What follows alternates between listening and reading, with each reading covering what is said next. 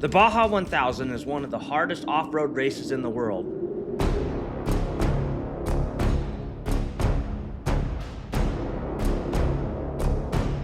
Last year, my brother Tim pushed over 500 miles, well over halfway, before kidney stones finally took him out. This year, we're hoping to get him across the finish line. Last year, the weather was perfect. Sunshine the whole way. This year, there's a chance of rain rolling in on the second day of the race. We're hoping it holds off long enough to get him across the finish line. It's about an 8-hour drive to Ensenada, and diesel prices in California and Mexico can get expensive. I hope I caught that. That fuel was $5.99 a gallon. That's insane. Not to mention, I don't really trust the fuel there anyways. So before we headed out, Josh and I installed a Flog fuel tank toolbox combo in the bed of stepping stones. I got his boat. This allows me to stop when I find cheaper fuel. If I can save $1 a gallon on 40 to 90 gallons, that's $40 to $90 every fuel up. With how much I drive, that adds up fast. And it makes this Flog fuel tank totally worth it.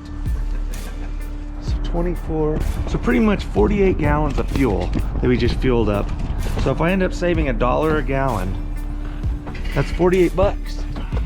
The toolbox on this thing is a huge bonus. They thought of everything. It's built strong, looks clean, and it's made to be used.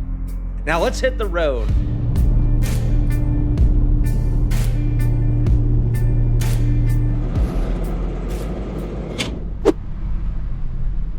Well, I made it into Mexico. No issues, no line, nothing. That was the easiest I've ever made it in here.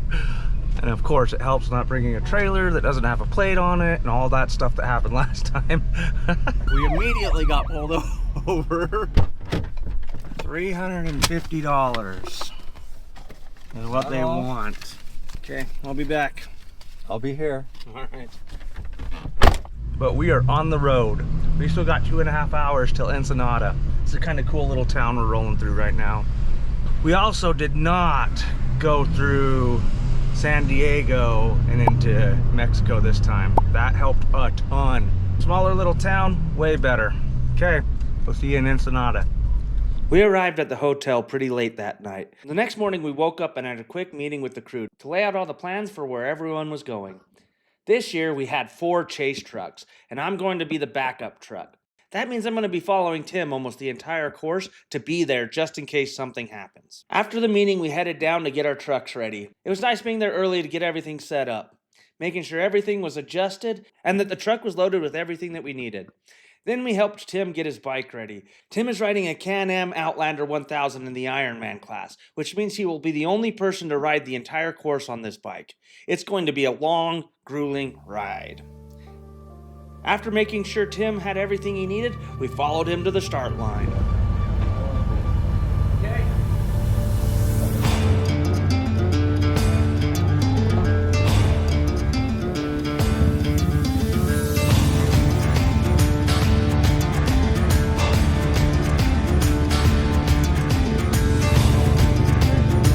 Is it you want to play?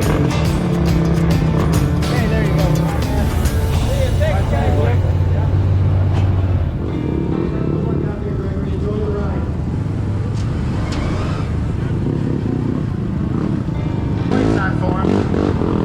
They'll figure it out. This big Can-Am quad is up next. It looks pretty beefy, I like it. From Hurricane, Utah.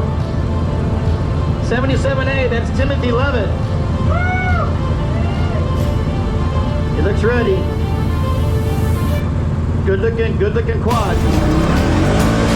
Good looking quad.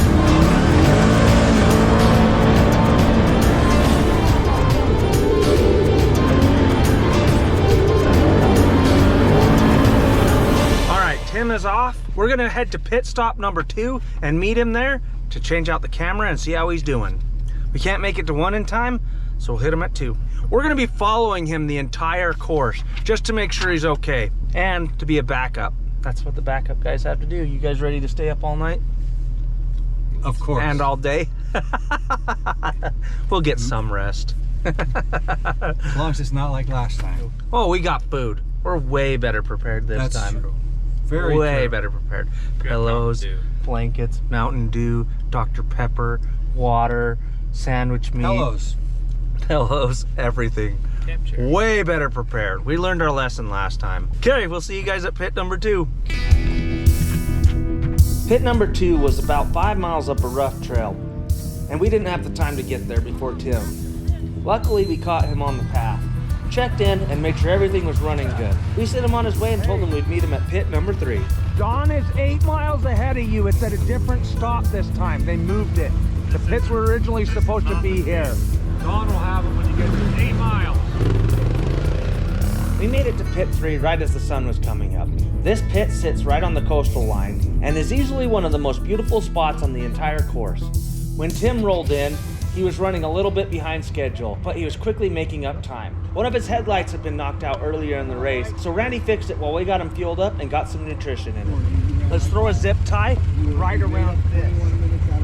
Is that what's sliding? No, it snaps into a hole. Oh, okay. It just knocked out. Okay. There was no rain yet. Everything was looking good. Then we sent him back out on the trail.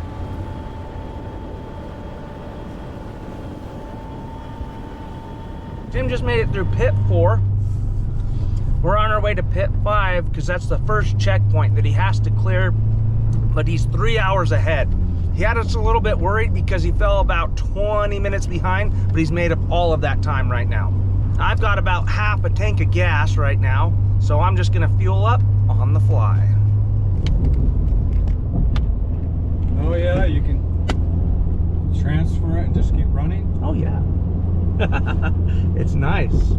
I know, so exciting. All I do is flip a switch. But half a tank. I'm guessing it's gonna take about 2 hours to fuel it all the way up, but we don't have to stop for gas, so that's nice. Yes, very nice. All right, this is Tim's first checkpoint, and he has a certain amount of time to get through that I don't know what it is, but I think he's like 3 hours ahead of schedule. If he's behind, they'll pull him at this point, but he's looking really good right now.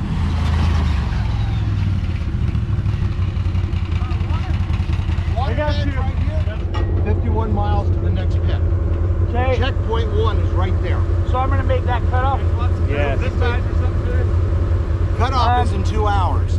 Okay, will you let Redmond know my place? You want like a metal zip tie for this? Because you're gonna lose it here soon. Yeah, yep. Tim, you want us to zip tie it up? There we go.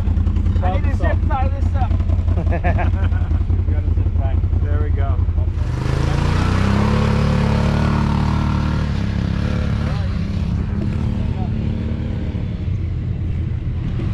Okay, ahead of schedule. So we got Tim on the road. He's all fueled up, ready to go. And we're full too. Through his timing checkpoint, the first one. Yeah, made it through it like 3 hours to spare. He's 3 hours ahead of the checkpoint. Yeah, Oh. like his cutoff. He's 18 minutes ahead of his Scheduled time, yeah. 3 hours sounds better, bro. Federale timing, different thing. Federale are coming for us now.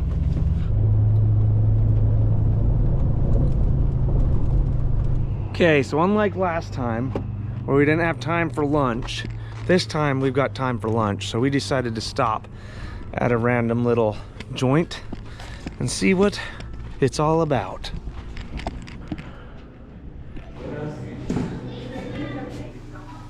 I guess it's still working. Yeah. 10. And you can buy them at Lynn, like you can buy them at any grocery store. They have a Hispanic food aisle. Provecho. Well, somebody's hungry.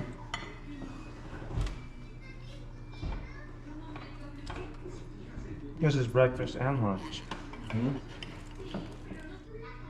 Oh. Well, this trip has been way better. Just being able to stop and get some good enchiladas has been awesome. If you're in Mexico at a town that I don't know the name of, stop at this place. Rosario. What? El Rosario. There you go. That guy. That, you wonder why we have Daniel. The rosary. He speaks Spanish. And come there. Yep. All right, we're gonna hit the road. That's what it says on Google Maps. And go to checkpoint 2. I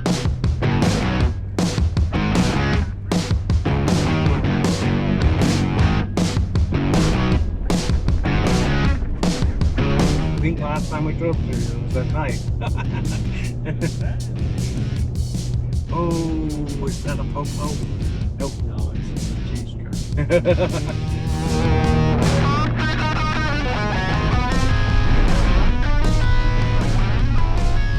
So we've got 5.6 miles to do on dirt road to get to pit number 8. Tim has already passed pit 7, so we've got about an hour, maybe 2, till he gets here. This is some pretty cool country though.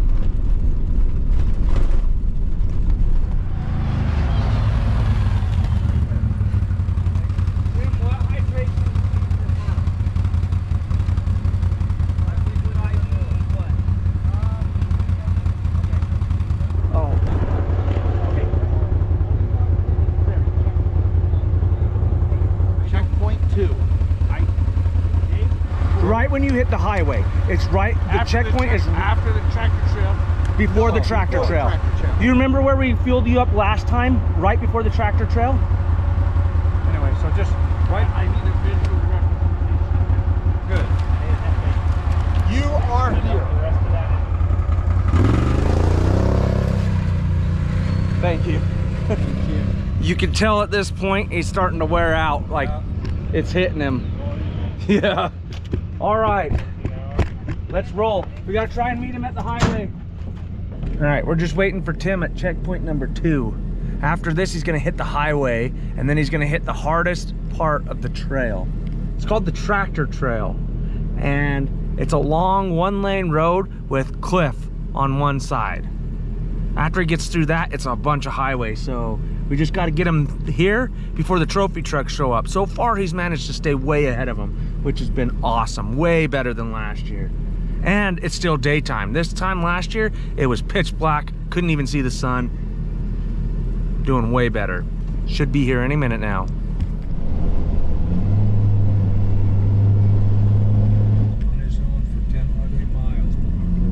There you go.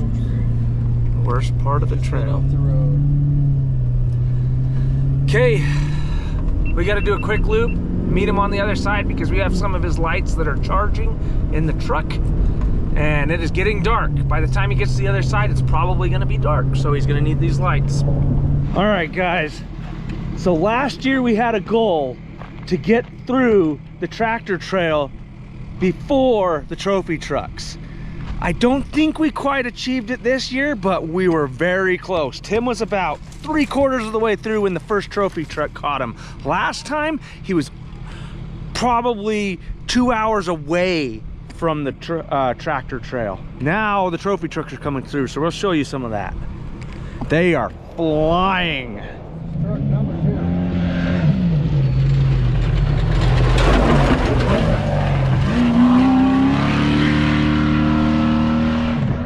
Just flying.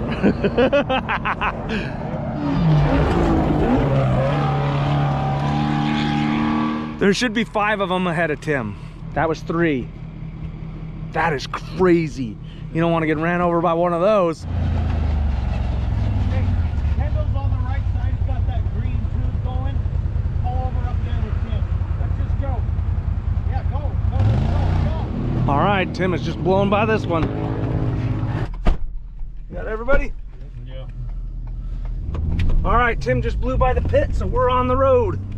Awesome. He's like, let's just go. That's the second pit he's just blown by. But he's got only highway miles right now for like 50 miles, so he should be good. Nice, easy miles. He made it through the tractor trail, and he only got passed by 4 trophy trucks. That's incredible. What a good job, dude. Okay, we are below half a tank of fuel again, and there's no diesel stations anywhere around. Good thing I got 45 gallons in the back. flip a switch, and that's all it takes.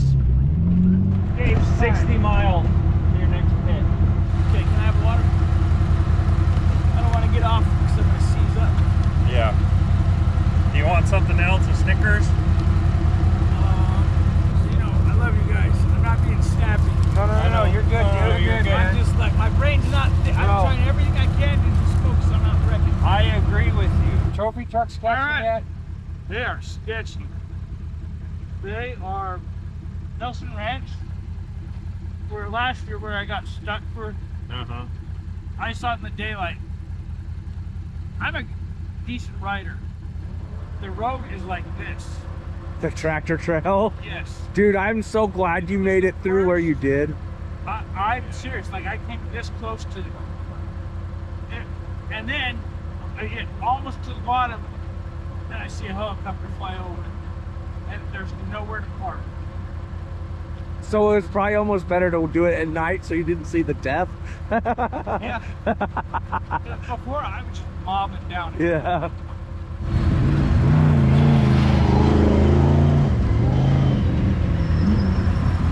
I'm glad we got your light charged. These guys are doing 70. All right, Tim's on to the next point. He's got 45 minutes to spare on his max time. So he's cutting it close. Hopefully he makes up some time, but it's dark and he's getting passed by tons of trophy trucks right now, which is slowing him down. Every time one comes up behind him, he's got to slow down and let it pass or get run over. So let him pass. Choose the ladder. Yeah, choose the ladder. It is dark. Daniel's gonna drive now. And we're off. After that late night fuel run, we made it to pit 15 and finally got a few hours of sleep, about 6 hours, while Tim kept pushing through the night. At this point, he's been up for nearly 24 hours straight. You could tell it started to wear on him both mentally and physically. The next morning, we grabbed a quick breakfast while we were waiting for him to roll in. And this is where things started getting tense. All right, so we got into pit 15 about 10 o'clock last night. Got some good sleep. Tim is still on the road, but he's running behind and we got a problem. We're running into some rain. I don't know if you guys can see that rainbow. There you go. It's starting to rain. Luckily, we got Tim's wet weather gear here. This is his next stop. It's 6 o'clock and he's due here around 7:30. But he's got to make it through the last checkpoint, which is probably 50 miles away from here, by 8:30, or they pull him from the course. So we got to get him here, get him his wet weather gear, and get him on the road fast. We got the side-by-sides coming through right now. Looking good. Now that it's daytime, hopefully Tim can pick up the pace. He's been averaging like 15 to 20 miles an hour right now. He needs to average 20 to 30 in order to finish. All right, since we're still waiting for Tim, and we're still a ways away from any kind of food, I'm gonna make some brats for everybody.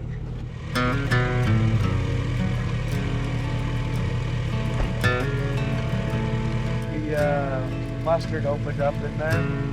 So we got mustard water.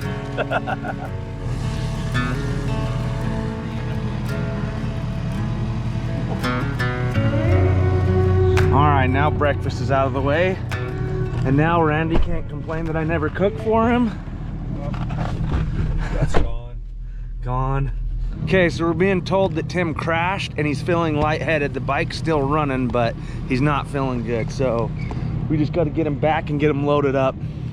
He made it a lot further this time. He's within 140 miles of finishing the race. Bummer. All right, we're heading up the track. So we're gonna head up the course and try and find Tim. He's about 12 miles in. This is not the first time I've been on a Baja course. So this is the first time we've gone backwards on one. We gotta be careful because there is a bike coming from the other direction, but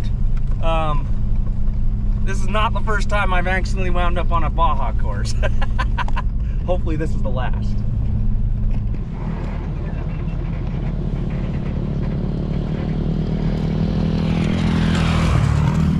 So this is a little scary. Tim has had some TBIs from being in the military, and he's been in a wreck before, and lots of wrecks. And one time he got in a wreck and didn't know where he was and dazed and confused. So this is a really bad area for Tim to be in and getting in a wreck and nobody being able to get a hold of him. So hopefully it's a quick recovery and he just stays with the bike.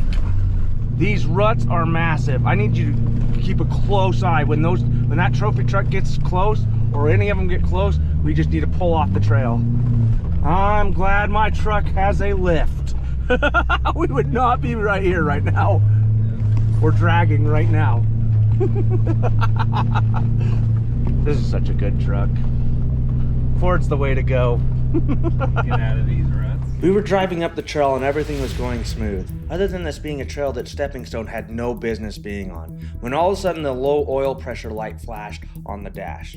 I immediately shut the truck off and my heart sank. Not only was I worried we couldn't get to Tim, but we were also deep in Mexico, about 11 miles from the nearest help. I crawled underneath and there was oil everywhere. Worst case scenario started running through my mind. Punched oil pan, cracked block, blown seal, no idea. It wasn't leaking that bad though, Randy, because there's no oil back here. So I probably didn't do any damage to my engine. That's the main thing I'm concerned about. I think I got it. Let me know that we had low engine oil pressure, and we're probably right there, and I stopped right here. So We're safe there. hopefully Tim's okay. Man, we almost made it to him. We're like a mile away, maybe 2. Those guys will get him out of here though. Whew. Okay guys, so There's a lot of oil in it. It's gonna come out when you open I hit the oil filter right there, and I'm hoping we just poked a hole in the oil filter and we didn't crack the housing up top. it. It's leaking over the top of the filter. Yeah, but you can see it. Here, hand that to me. Or it doesn't look cracked. We need to verify this. Yeah. It looks like it just pinched it up in around there. So it's not sealing? Yeah, because it looks like it pushed it at an angle like it pushed it up, and there's a crease all the way along the top on that side. So the other side's not making contact on the seal. Yeah, we're hoping that that's the issue. If it cracked the housing, we could be in trouble, but we got people in Ensenada who are gonna bring us an oil filter and oil, and hopefully that just solves our problem and we can get out of here. But this is a mess. We got within a mile of Tim, so we've got Daniel and Eric going to pick up Tim. They're gonna drive his quad back, take Tim to the road, get us our oil and our oil filter, and then run back out. What a mess. But that's the risk you take when you come out doing stuff like this. In the meantime, Daniel and Eric got to Tim. They tried helping him on the four-wheeler, but with no success. He was hurt too bad and couldn't ride.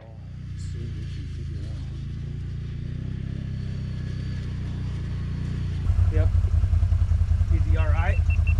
He's in pain, but he's refusing the medical services. He says he can't afford it. Okay. All right. So Tim's in pain, but he's refusing to do the medical extraction because he can't afford it, is what he's saying. So Daniel's gonna go run him water.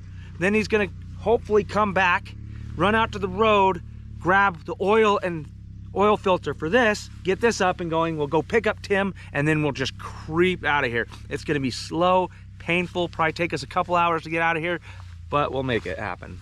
All right, since we're broken down, Alex is a rescue crew. He's just here. You just do this for a living, right? No, this is like a volunteer. Okay. Kind of. So you volunteered for Baja to Yeah. rescue people, not vehicles. So he's not here to save us, but he's gonna go get Tim and haul him out of here. That's So right. we're just gonna show him on the drone exactly where Tim's at, so he knows where he's going. All right, the four-wheeler's showing up, so we must be on the move again. That looks like Daniel. How's he doing? They've got him loaded up in there. They're going to drive him back. Medevac's not possible with the weather in Ensenada. That's where the helicopter comes from. So they have to haul him out that way, huh? So What's that? They have to haul him out by vehicle. Yeah, so they're hauling him out. We lifted him onto a board, got him lifted in there. Okay. They're gonna drive out. He's in pain, but it is what it is. What have you figured out on this? It's the oil filter. And They've got one sitting at the road waiting for us. So you're gonna go grab it and come back? Okay, see you in a bit. All right, we're working. It had to have been that rock right there that he just hit. That's the culprit. It's trying to get him too. I need some skid plates or something. All right, we're gonna go check out and see what rock we hit that caused this. We got oil all the way back here. Oh, look at that right there. Oil, oil, oil. Holy cow. It's way back there. That rock? No. No. Still going. We're following a blood trail. Is that it? Yeah. So it had to have been a stick. This is your culprit. All right, we found the end of the trail. Right when a side-by-side's coming. Right there. And the only thing there is this stick. That had to have popped up from the tire and got wedged between. That's the only thing that could have done it. It probably got jammed between it and then stuck there, and then we just hit, and you see right there, dug down in, and that's when it just pushed it off to the side. That is crazy. Man, that's just bad luck right there. This is right where we're like, what is that? Oh, and we started having like an issue. That funny noise. We're like, something went clunk clunk, and then we started like losing power. Now we know it's because the oil is just spraying out.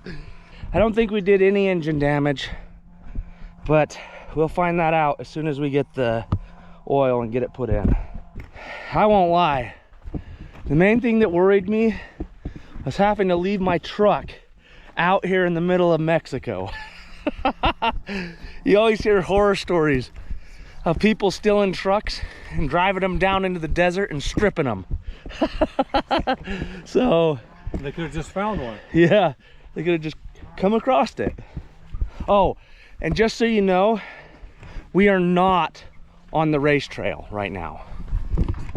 The rescue team let us know that the actual race trail is over there about 1/8 of a mile. All right, we figure we still got about another hour and a half before we get oil and stuff back out here. We're just gonna go relax in the truck. Randy took a nice nap. He snores like a bear, sawing trees. It's okay from my side. Yeah. I had to just stand up because they kept smacking me in the back. Oh, look at that. They are rigged on there, man.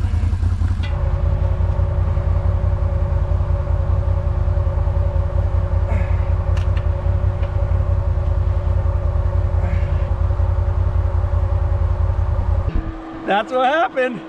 What happened? Where like? So it hit on the bottom right there, and it just pushed it sideways. And it didn't. Did it damage your? I'm gonna go check mount again. for the- I don't think it did, because it was leaking out just over the top of the rim right here. Okay. So I think we're good. All right, guys. Housing looks good. No stripped threads. We're good to go. Look at oil in there. Hey, don't put it on so tight this time. All right, we're good.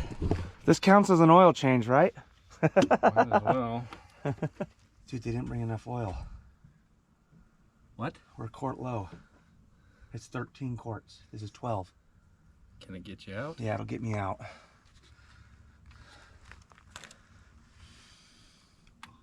Oh my gosh. Not if you do that to it. Hey, do we have an empty water bottle that's dry? There you go. It's coming out, dude. Of what? Probably that stuff you dumped on the engine. No, that's a running out, right? Is it running out or is it just? I can't tell. What? Get down there, look at it. So there could have been 6 quarts in it. Yeah, there could have been just oil in there still, and now you just felt it's over full. Okay. It's over full. So where in the world's it coming out? it probably, like, do these have an overflow? I don't know. I don't know of any engine with an overflow myself. Me neither, but I don't know. It's got oil in it. Let's put the lid on it and start it and see what it says, if there's oil pressure or not.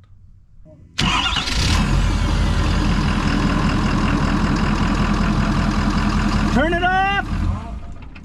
It's not leaking, okay? It's not leaking while running, okay? So let's make... You're over full. Yes. So what I'm saying, let's get it to the right height. Let's check it now. Now that we've bumped it. It's good.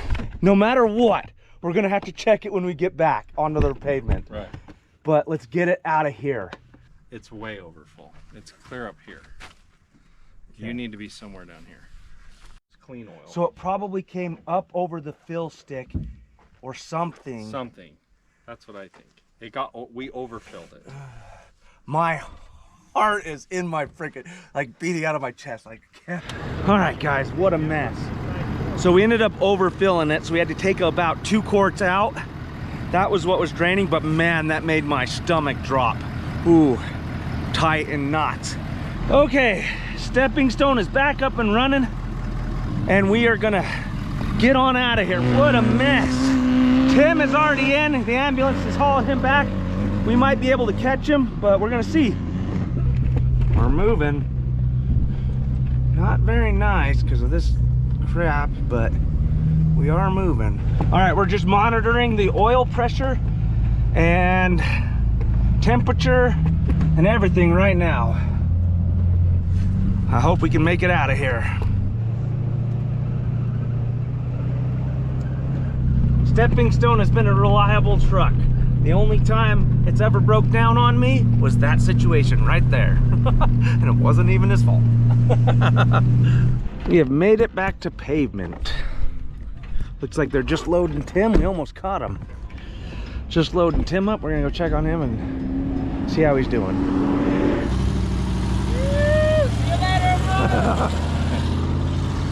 Tim's headed to the hospital in San Felipe. As soon as they know the extent of his injuries and whether they need to keep him or send him somewhere, they'll let us know. They think, I don't know, this is just what the medics said, but they think they'll be able to get him to San Felipe because it's the closest, see what's wrong with him, and then transfer him up to Ensenada, where they'll then release him afterwards. So that's the plan. We're heading to Ensenada. They're going to be responsible for getting him to Ensenada. So we'll probably just hang out in Ensenada till we hear something. We might come back this way. Who knows? Who knows? If he has to be picked up, I'll come back and get him. Yep. Somebody will. All right, if you're wondering why we're heading across the border so early, last time we crossed the border coming back into the US, we had to sit in line for about 3 hours. So we're trying to avoid that right now by getting here really early. It's about 5:30 in the morning right now. Our goal was to get here around 6, so we're a little bit ahead of schedule. We just don't want to sit in line forever. So this is probably the hardest part of this trip back to Hurricane, is getting across the Mexico border, of course, back into the US. It takes a lot longer than getting into Mexico. So hopefully everything goes smooth. Traffic is pretty light right now. It's a little rainy still, cloud cover, probably around 60 degrees, but everything's going smooth so far. We'll see what happens when we get to the border. Well, we have made it to the border, and we're pretty close to the front of the line, which last time we were way up the bridge. It took us 3 hours just to get across. Probably gonna take about an hour still to get across, but we're pretty close to the front. The US is right there. We have made it back into the US. That is the smoothest border crossing I have ever had. Transition between Mexico and the US. In and out, easy peasy. First time, no problem with the police this time. Great. Oh, and I forgot, I didn't have to fuel up in Mexico at all. I got 63 miles till empty. Man, that Flog fuel tank did its job. Gotta love it. 10 out of 10. Okay, we're gonna stop and get some food. I am starving. So we're gonna stop, get some fuel, just enough to get us back to cheap gas, and then we're gonna be on the road. This is what I'm talking about right here. And I know gas prices are more expensive in other places, and I'm sorry. But that's $1.50 more a gallon. That's insane. That was $134 for a tank of gas. Usually it's about $100 when I'm empty, and I was at about a quarter tank, so that's ridiculous. 34 extra dollars. This external fuel tank from Flog is really gonna save me some money. Stop me from having to fuel up in Mexico 3 times. That's awesome. This is a one-of-one restaurant. All right. If it's bad, this is the guy you blame. Just kidding. All right. Thank you. Do we need anything else? Water? I'm good. More coffee? I'll take a water. Oh, water. Water? Yeah, thank you. Ah, it's raining. So I have done a number to Stepping Stone. I feel bad for my truck right now. My goal was to get to Tim as quick as possible, check him out, make sure he was okay. We achieved that goal, but it came at a cost. It was worth it. I want to reiterate, it was worth everything I do. I wouldn't change anything that I did. But right now, I've got a warning for water in the fuel, which probably that's just a sensor problem, dirty sensor. I've got a reduced horsepower on the engine warning, which that probably has to do with the sensor as well. All 4 tires show issues. Oh, I've got a ball joint on the tie rod that's acting up, which is causing funny wear on my tires. It's just causing a humming on the tires because the tires aren't sitting straight. I think I have enough tread left on the tires to get me home.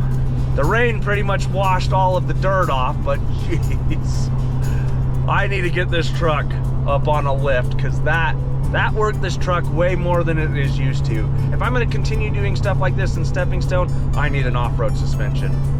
And I should have swapped the tires before I left, but I'm going to swap them afterwards. Oh, we got 300 miles till home, hopefully without any issues. And then Stepping Stone is going to get the VIP treatment. After getting back to Hurricane, we headed straight over to Matt's off-road recovery. Since we're in a rush down in Mexico and only had limited oil, we ended up running gasoline-rated oil in Stepping Stone, which Stepping Stone is a diesel, so that's no good. First priority was draining that oil and replacing it with good stuff. I run AMSOIL in Stepping Stone. It's high quality and keeps the truck running strong. Next, we swapped out the tires. The old ones were nearly bald from the race trip, so we threw on a new set of Milestar Patagonia XTs. These are my go-to tires. They ride smooth, handle great in the dirt, and they're tough enough for trips like this. Finally, we filled up the Flog fuel tank with some cheaper fuel. Not only does this tank look good and function well, but being able to buy fuel when it's cheap saves me a ton of money in the long run.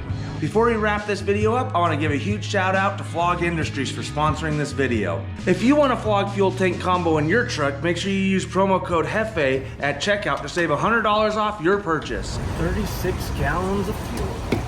It's an awesome setup and saved us big time on this trip. For everyone asking about Tim, he made it home, he's doing fine, and he's recovering fast. He ended up getting a TBI from his wreck. This isn't his first one, he'll heal up fast, but thoughts and prayers are more than welcome for him. Thanks for watching, and we'll see you on the next adventure. Boom.